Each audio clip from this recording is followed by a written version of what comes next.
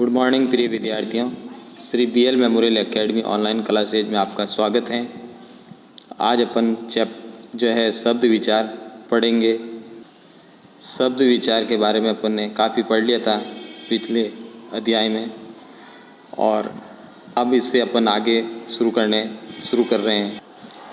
व्युत्पत्ति या रचना के आधार पर शब्द के 3 प्रकार होते हैं। व्युत्पत्ति या रचना के आधार पर शब्द के 3 प्रकार होते हैं।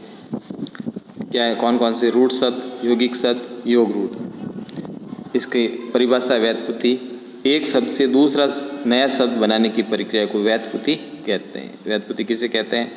एक शब्द से जो दूसरा नया शब्द बन जाता है उसको व्युत्पत्ति कहते हैं।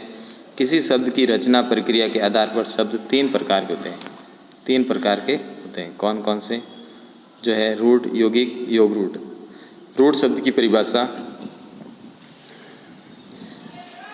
रूढ़ शब्द का अर्थ निश्चित या तय हो जाना। निश्चित शब्द का अर्थ है तय हो जाना, निश्चित। वे शब्द जो किसी अन्य शब्द के योग से नहीं बने उन्हें रूढ़ शब्द कहते हैं। वो किसी अन्य शब्द से नहीं बने उसको रूढ़ शब्द कहते हैं।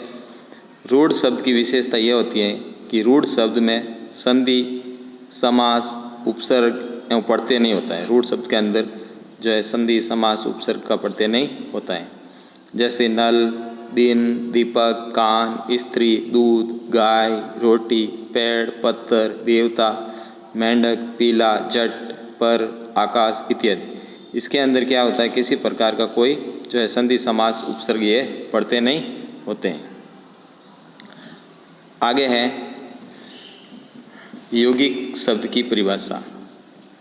यौगिक शब्द वे शब्द जो 2 या 2 से अधिक मिलकर शब्द बन जाते हैं, अधिक रूढ़ शब्दों से मिलकर बने हो, अपने मूल शब्द से संबंधित या किसी अन्य अर्थ का बोध कराते हैं। मूल शब्द हैं और फिर वो किसी अन्य शब्द का बोध करवाते हैं तो उन्हें यौगिक शब्द कहते हैं। इसके अंदर संधि, उपसर्ग, प्रत्यय एवं बहुब्रीहि समास के अतिरिक्त से सभी समासों से बने हुए शब्द यौगिक होते हैं। इसके अंदर संधि भी होती है, बहुब्रीहि समास, उपसर्ग, ये सब प्रत्यय, ये सब होते हैं, तो ये यौगिक शब्द कहते हैं।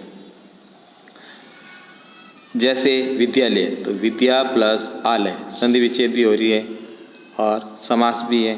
प्रेम सागर, प्रतिदिन, दूध वाला, इस प्रकार ये यौगिक शब्द कहलाते हैं।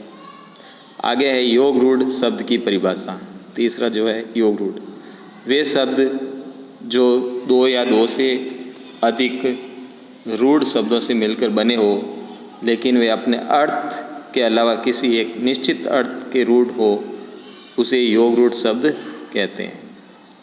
निश्चित अर्थ निकलता उसको योग रूढ़ शब्द कहते हैं। जैसे बहुब्रीहि समास के समस्त उदाहरण योग रूढ़ शब्द होते हैं।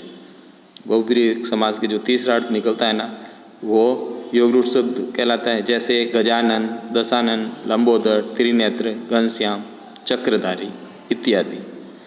अब अर्थ के आधार पर शब्द 2 प्रकार के होते हैं। कौन कौन से? सार्थक और निरर्थक। तो प्रिय विद्यार्थी, अपन यहाँ तक पढ़ रहे हैं। अगले नेक्स्ट में सार्थक और निरर्थक की परिभाषा पढ़ेंगे। थैंक यू, धन्यवाद।